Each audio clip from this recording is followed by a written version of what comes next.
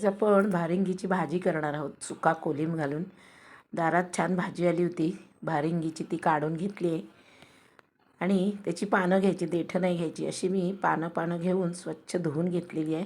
ही आपण आता बारीक चिरून घेऊया. बारीक चिरायची म्हणजे छान होते भाजी. अशी मी सगळी भाजी चिरून घेतले.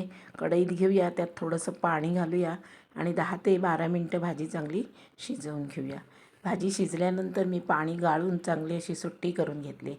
गॅसवर दुसरी कढई ठेवली, त्यात तेल घातले. 7-8 लसूण पाकळ्या घालूया. लाल झाल्या की 1 मोठा कांदा, 4 हिरव्या मिरच्या घालूया. 2 मिनटं परतून त्यात हळद आणि लाल तिखट घालून मिक्स करूया.